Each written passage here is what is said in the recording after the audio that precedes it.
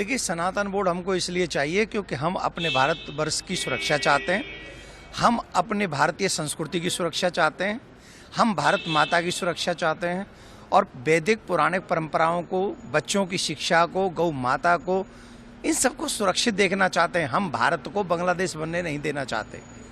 अगर भारत बांग्लादेश बन गया, अगर जो लोग चाहते कि भारत भी बांग्लादेश बन जाए, वो न करें हमारे सनातन बोर्ड का समर्थन। लेकिन जो चाहते हैं कि भारत बांग्लादेश न बने, पाकिस्तान न बने, अफगानिस्तान न बने, कश्मीर जैसी घटनाएं फिर न घटें, तो उन लोगों को सनातन बोर्ड हमें बनाकर देना चाहिए। सभी लोगों को हमारा समर्थन करना चाहिए। फिर कह रहे हैं अभी नहीं तो कभी नहीं, 5-10 साल ही हैं हमारे पास में। इन 5-10 सालों में हमें पूरे भारत को सुरक्षित करने की व्यवस्थाएं तैयार कर देनी चाहिए। जो अपने भविष्य को देखते नहीं है, भविष्य में आने वाले खतरे को देखते नहीं है, ना उन्हें कोई समझदार कहता है और ना ही वो आने वाले भविष्य के लिए अच्छा होता है। कुछ लोग कहते हैं जो सनातन बोर्ड बनाने की बात हो रही है वो जमीनी हकीकत पे अमल में नहीं आएगा या हाँ, वक्फ बोर्ड जमीन पे आ गया। उन लोगों से पूछो वक्फ बोर्ड कैसे आ गया था जमीन पे, कौन लेके आया था वक्फ बोर्ड को? जब पाकिस्तान बना दिया था उन लोगों ने, तो पाकिस्तान बनाने के बाद वक्फ बोर्ड और एक और पाकिस्तान बना देंगे भारत में। आपको हम पे डाउट करेंगे कि यहाँ पर सनातन बोर्ड नहीं बन सकता। भारत में सनातन बोर्ड नहीं बन सकता, जमीन में नहीं उतर सकता, लेकिन वो वक्फ बोर्ड और ये सब बोर्ड बन जाएंगे। It's wrong. हमें सनातन बोर्ड चाहिए। और जो बांग्लादेश में हो रहा है ना, अभी भी जो हिंदुओं की आवाज़ उठा रहे हैं, उनको अरेस्ट किया जा रहा है, ये सबसे बड़ा अधर्म है। और उन बांग्लादेशियों की, जो हमारे बांग्लादेशी हिंदू हैं, उनकी रक्षा के लिए, उनकी सुरक्षा के लिए भारत में भी और भारत के सभी लीडर्स को आवाज़ उठानी चाहिए। बांग्लादेश का नाम भी आपने, बांग्लादेश में एक इस्कॉन के जो मंदिर के पुजारी हैं जी, तो जिस तरह सरकार ने वहाँ अरेस्ट किया है, अब इसका मतलब ये है कि सरकार भी हिंदुओं के दमन में इन्वॉल्व है।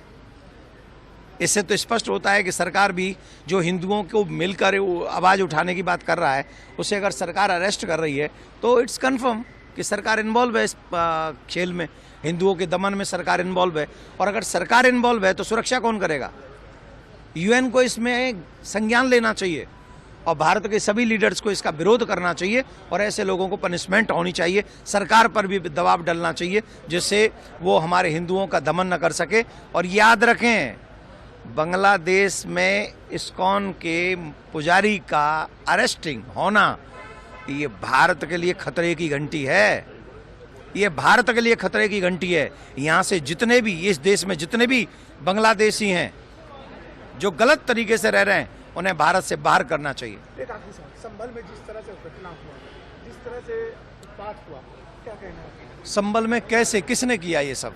संभल में कोर्ट का आदेश का पालन करने के लिए अगर एक जांच एजेंसी जाएगी तो उसका आप अतिक्रमण करेंगे, उसके ऊपर आक्रमण करेंगे, उसके ऊपर आप पत्थर बरसाएंगे।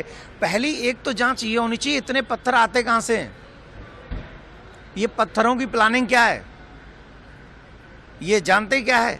एक एक के 70 छत पे रखे हैं पत्थर, सबकी छत पे पत्थर हैं, तो वो तो इसकी तैयारी में है कि हमें पत्थर मारने।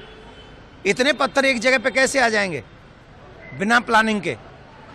तो उन लोगों को पकड़ो, चोर को नहीं, चोर की माँ को पकड़ो। एक बात ध्यान से सुने, ये भारत हमारी मातृभूमि है, इसकी मिट्टी में हमारा जन्म हुआ, इस मिट्टी में मर जाएंगे। लेकिन बाहरी कानून जो बाहरी प्रदेश देशों से आए हैं, वो इस देश में नहीं चलने देंगे।